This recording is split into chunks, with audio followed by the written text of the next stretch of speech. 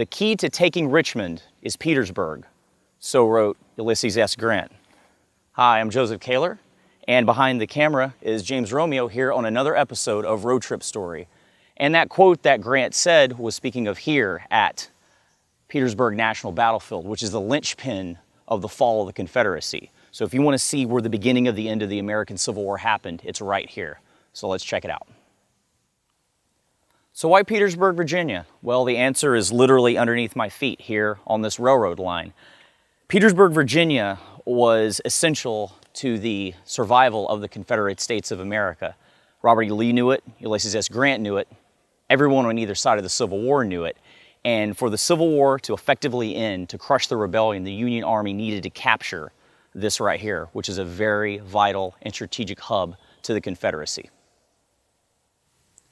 Perhaps the most famous emblem and identity of Petersburg National Battlefield is this, the Dictator. It is a 13-inch mortar, which is typically used for coastal defense. We've seen guns like this at Fort Fisher State Historic Site, and really seen this in really naval expeditions, offensive weapons, and big guns like this during the Siege of Petersburg were very heavily used.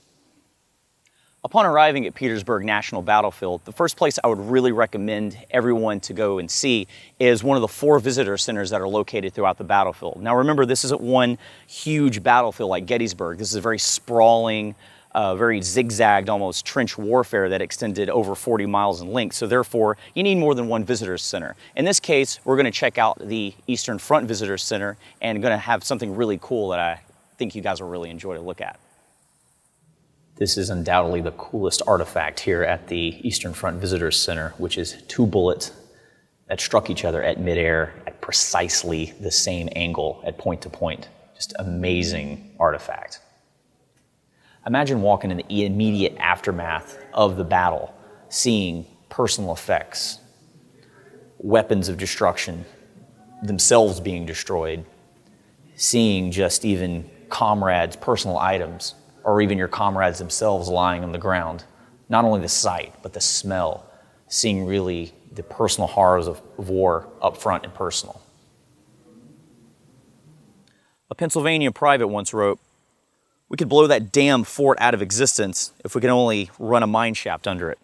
Well, on July 20th, 1864, Pennsylvania coal miners that were former coal miners that worked as engineers in the Army did that, digging a 511-foot tunnel directly underneath the Confederate lines. At the end of the 511-foot tunnel, the Pennsylvania coal miners did 4 rooms, each full of about 1 ton of black powder. Lit it up. This is what happened before you, starting the beginning of the Battle of the Crater, July 30th, 1864. What ended up happening was 2 regiments of South Carolina blew up with this. And amazingly, throughout this whole ordeal, about 170 feet long, about 30 feet deep of the pit, a little over 260 men of South Carolina in the Confederacy died. As soon as the Union troops poured into the crater itself, it was almost a dismal failure from the start. Right behind us here is monuments dedicated to the Confederate counterattack led by General Mahone, who actually was a citizen of Petersburg, Virginia. Now, with this counterattack, what really failed it for the Union troops is that they weren't going around the crater or counterattacking that element of surprise. Rather, they were inadvertently going inside the crater, piling up on themselves.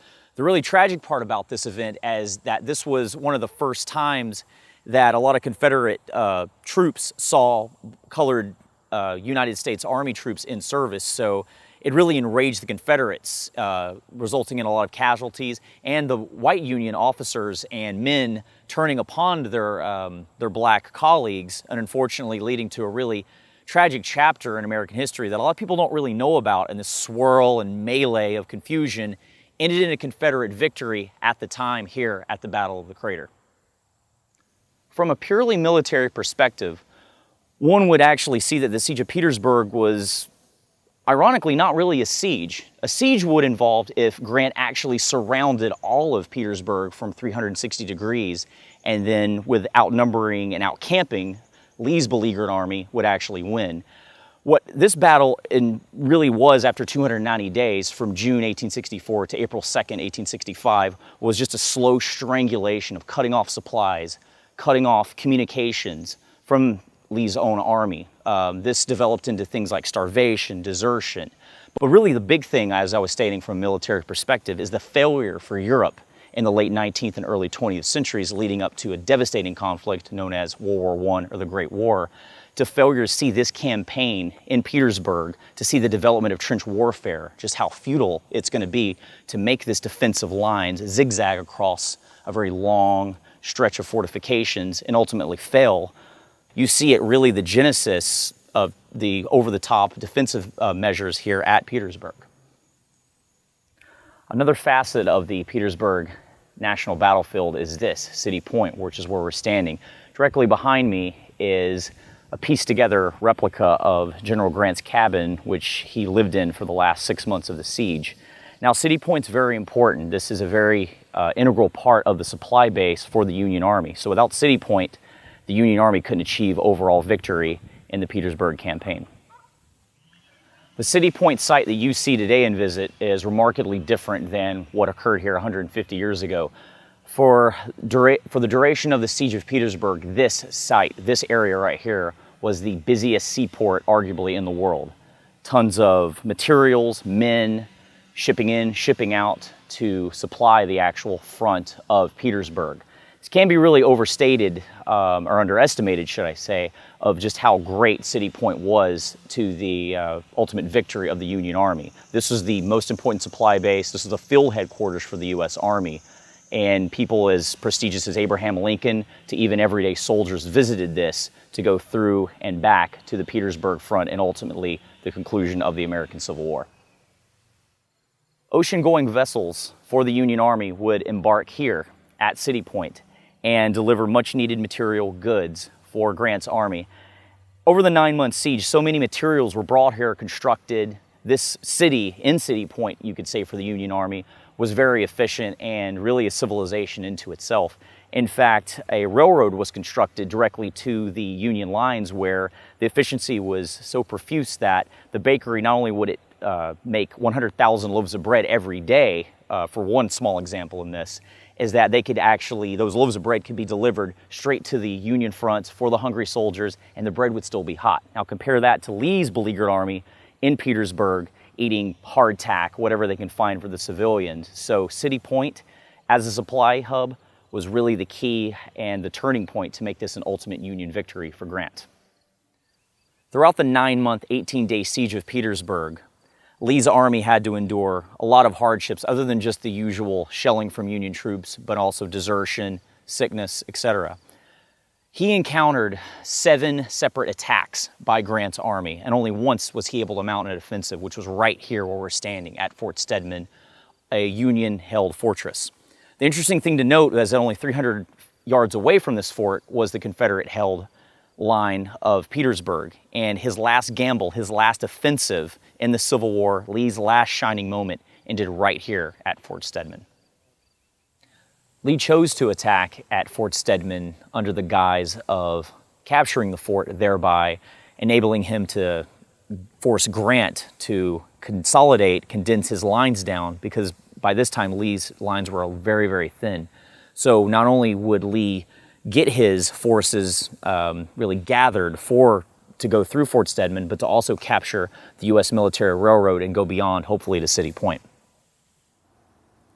The Union Army succeeded at City Point with supplying its army as a logistics base and a nerve center for its army. In contrast to that, here in Old Town Petersburg, we see behind me the Southside Railroad Depot.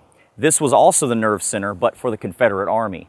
And whereas City Point was a model of efficiency, proficiency, feeding the Union Army, this actually was almost the opposite towards the end of the siege. During the 10 months, this area here was what the Confederacy defended and ultimately lost on April 2nd, 1865, after the Battle of Five Forks.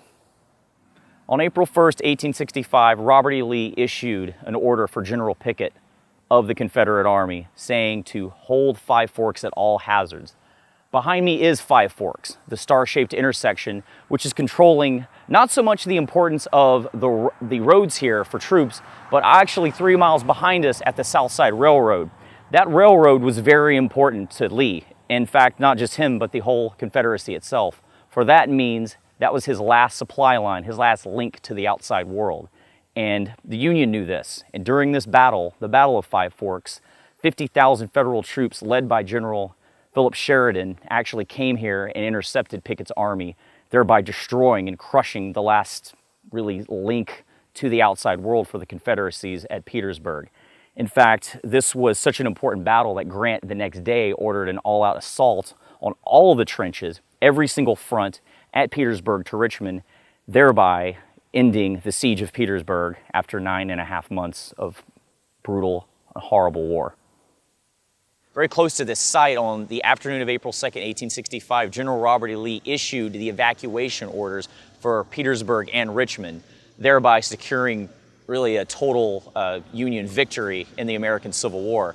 And you got to remember, this is April 2nd, so really in just a week that his forces are going to surrender to what is remaining of his forces, should I say, to Ulysses S. Grant at Appomattox Court House. But where the evacuation, the flight of Robert E. Lee, the flight of Jefferson Davis, the fall of the Confederacy, one of the first dominoes for that to fall for the Confederacy happened here, very close to here at this site.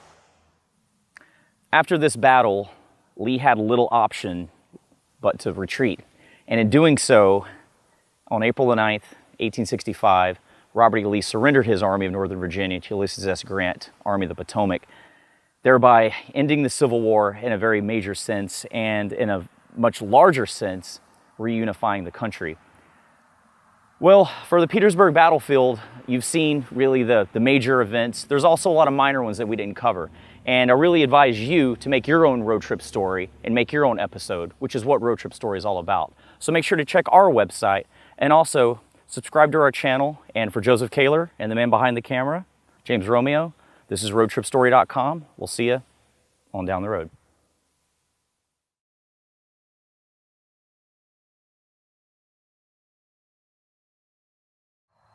So I'll read the memorial for you. On this spot, May 10th, 1865, President Jefferson Davis was made prisoner of war by federal troops on this exact spot.